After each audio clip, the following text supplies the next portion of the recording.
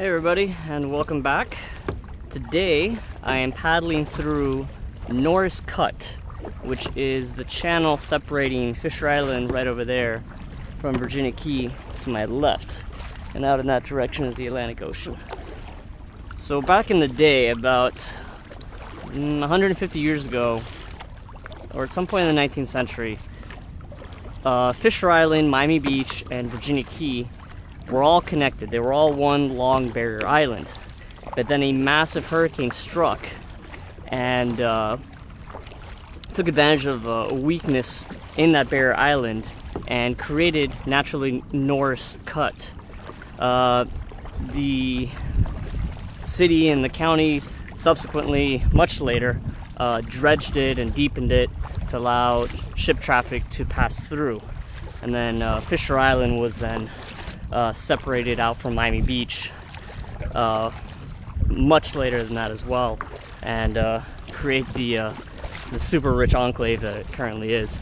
Key Biscayne was actually part of this long barrier island as well, but back in the 18th century, similarly, another hurricane struck, separating it from Virginia Key and creating what's now called Bear Cut. This land that you see to my left, that's all landfill that was taken out of the dredging of the Port of Miami, as well as Norris Cut.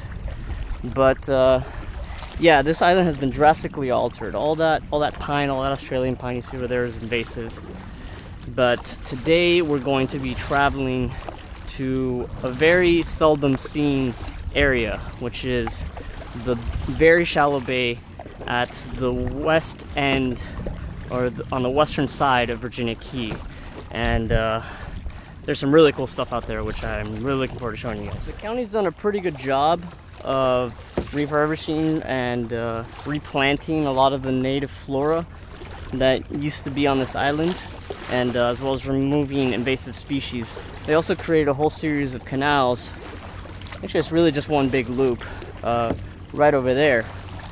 And you can see by the mangroves and the sea grapes here on the shoreline that it's come a long way since, I don't know, about 20-30 years ago when you'd see Australian pine there.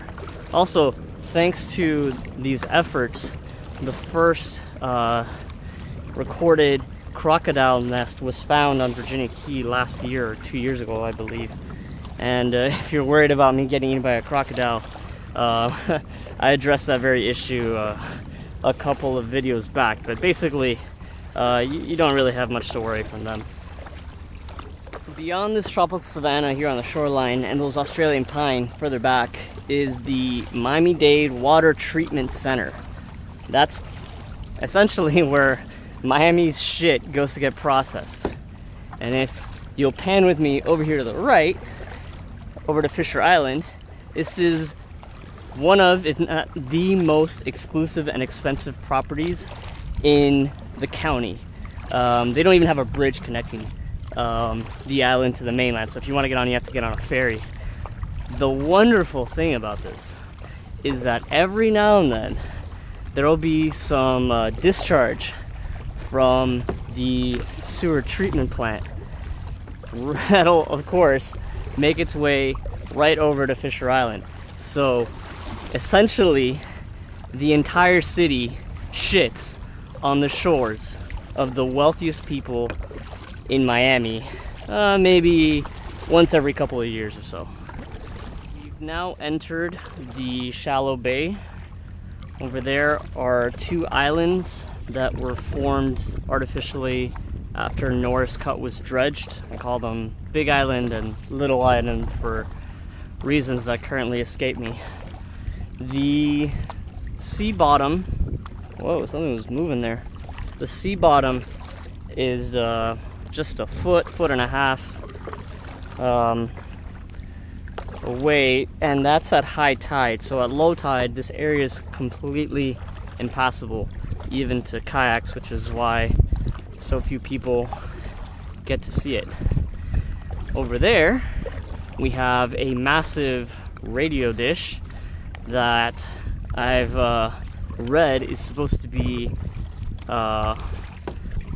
weather radar, but I've never seen weather radar that looks like that. So in my humble opinion, I just like to think that it's a radar dish used to track incoming Cuban missiles in the 1960s. I wholeheartedly believe that that is the best view of Brickell and downtown Miami that you can get anywhere in South Florida.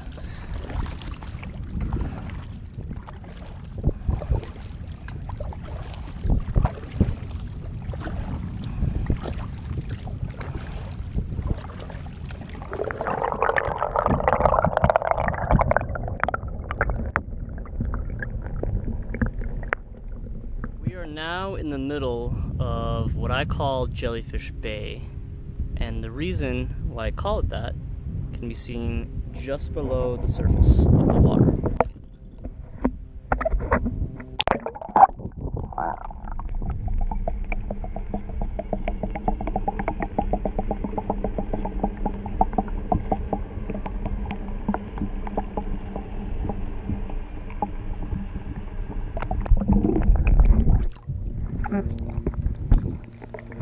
Now those might look like marine plants or maybe even anemones or some other marine animal, but they're not.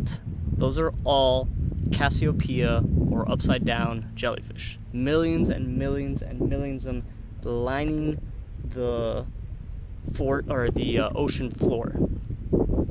And I'm actually really glad they're out here, because whenever I come out into nature and I try to film something awesome that I saw in the past, there's always this fear in the back of my mind that that awesome thing just isn't going to be there. It's basically like nature saying, oh, fuck you, Andrew. You want to show everybody this really cool thing, but, you know, I'm not going to let you, so no one's ever going to know or believe you. But there it is. And jellyfish in general are fascinating animals. They're one of the simplest simplest multicellular animals in the world. They've been around for hundreds of millions of years. They're about 90% water.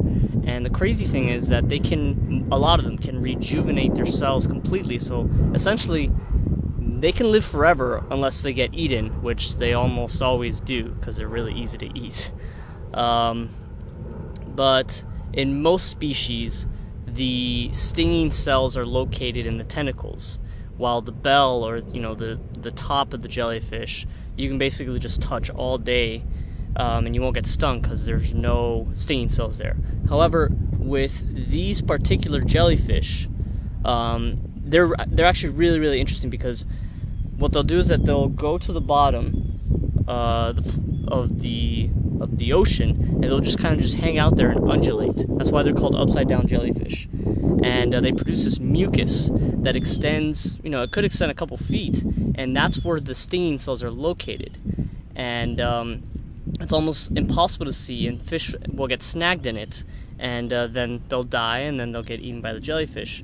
And it's actually just kind of happenstance that we get stung by them at all.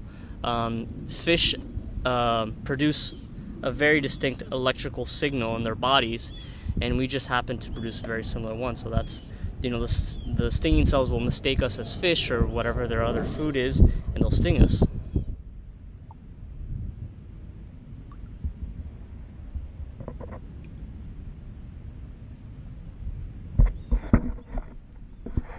So those are juvenile Cassiopeia, kind of stuck on the surface with the seaweed. But you can tell the composition of their tentacles and just their general, I guess, anatomy, just by looking at these smaller individuals. Like I said earlier, these guys just carpet the floor here, and the last thing you want to do is fall in. The way I discovered this place was I was actually coming out of this swamp here. I was hiking through it, and I just came out into the bay, and you can imagine my surprise when I saw millions of jellyfish as far as the eye could see.